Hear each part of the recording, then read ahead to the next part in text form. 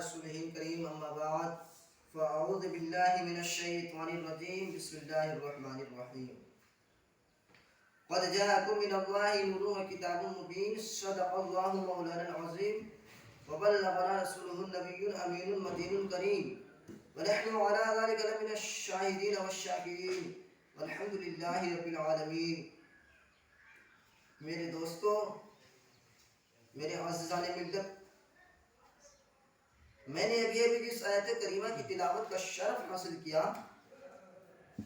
اس کا میننگ بیان کرنے سے پہلے، اس کا ترجمہ بیان کرنے سے پہلے ہم اور آپ مل کر آقا نامدار، مدینے کے تاجدار، ہم غریبوں کے غمخوار، نائب پروردگار، رسول اعظم سید المرسلین، آئیے ہم اور آپ مل کر اس رسول ہاشمی کی بارگاہ رسالت میں خراج عقیدت پیش کیجئے، جن کو اللہ رب العزت نے قرآن مجید میں فرقان حمید میں کہیں یا ایھا المزمل کہہ کے پکارا ہے، تو کہیں بشیر و نذیر کہہ کے پکارا ہے، تو کہیں طٰہٰ و یاسین کہہ کے پکارا ہے. آئیے اس رسول ہاشمی کی بارگاہ رسالت میں ہم تمام حضرات اپنی غلامی کا ثبوت دیجئے، جن کو اللہ نے بشیر و نذیر کہہ کے پکارا ہے، جن کو اللہ نے وما ارسلناک الا رحمۃ للعالمین کہہ کے پکارا ہے. اسی رسول ہاشمی کی بارگاہ رسالت میں خراج عقیدت پیش کیجئے، جن کو اللہ تبارک و تعالیٰ نے قرآن مجید میں اور فرقان حمید میں کہیں یا ایھا المزمل کہہ کے پکارا ہے، تو کہیں یا ایھا المدثر کہہ کے پکارا ہے،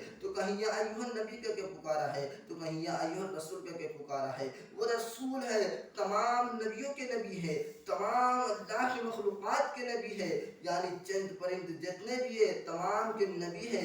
وہ رسول اللہ صلی اللہ تعالیٰ علیہ وسلم اسی ماہ میں تشریف فرمائے. 12 ربیع النور کو صبح صادق کے وقت آپ دنیا میں تشریف فرمائے. آپ کے قبل، آپ کے پیدائش سے پہلے نہ جانے کتنے کفر و شرکت میں لوگ رہتے تھے.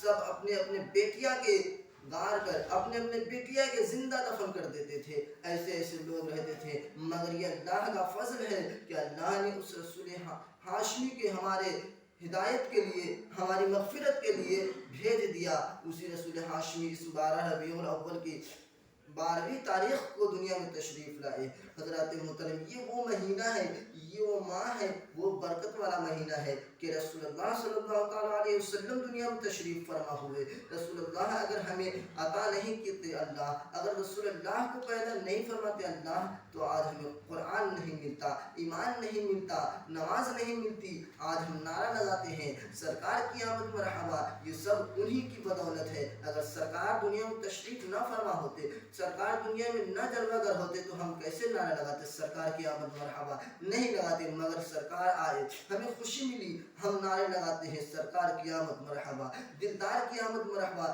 یہ وہ مصطفیٰ کا کرم ہے کہ آج ہم نماز پڑھتے ہیں، یہ وہ مصطفیٰ کا کرم ہے کہ آج ہم سنی مسلمان کہلاتے ہیں، ہم مسلم کہلاتے ہیں، ایمان والے کہلاتے ہیں. یہ سب رسول اللہ صلی اللہ تعالیٰ علیہ وسلم کا کرم ہے. ورنہ جائز نے کہ ہم لوگ بھی کفر و شرکت میں رہتے. یہ مگر اللہ رب العزت کا یہ بڑا فضل ہے، بڑا احسان ہے کہ وہ اللہ رب العزت نے ہمیں ایسا پیارا رسول عطا فرمایا کہ سارے نبیوں کے نبی ہے، سارے مخلوقات کے نبی ہے، افضل البشر ہے. میرے رسول اللہ صلی اللہ تعالیٰ علیہ وسلم کے صدقے میں اللہ نے ساری دنیا کو پیدا فرمایا، اللہ نے ہر چیز کو بنائی، اللہ نے ہمیں بھی بنایا. میرے رسول اللہ صلی اللہ تعالیٰ علیہ وسلم کے صدقے میں میرے رسول اللہ صلی اللہ تعالیٰ علیہ وسلم نبی آخر الزمان ہے، یعنی ان کے بعد کوئی نبی نہیں آئے گا، قیامت تک نہیں کوئی نبی آئے گا. اگر کوئی انسان یہ گمان میں سوچتا ہے، کوئی انسان اپنے مائنڈ میں یہ سوچتا ہے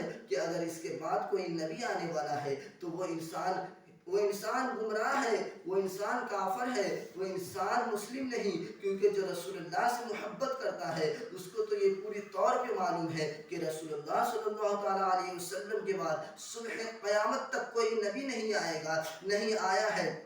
اللہ نے ایسا مرتبہ نہ کسی کو دیا ہے، نہ قیامت تک دے گا، نہیں کسی کو ملا ہے، نہیں قیامت تک ملے گا.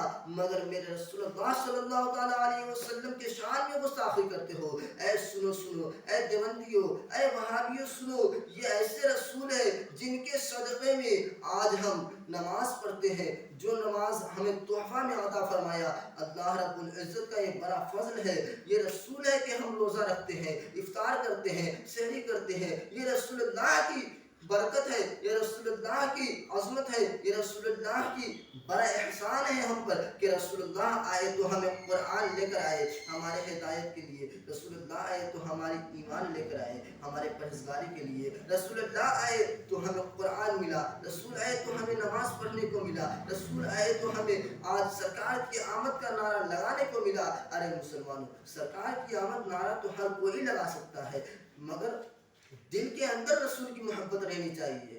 سب سے پہلے اپنے رسول سے محبت کرو، پھر اپنے ماں سے محبت کرو، یعنی ایسی محبت رسول سے کرو کہ رسول کی محبت تمہاری ماں کے اوپر غالب آ جائے، تمہاری ماں کی محبت کے اوپر غالب آ جائے۔ سب سے پہلے رسول اللہ سے محبت کرو، اس کے بعد اپنی ماں سے محبت کرو۔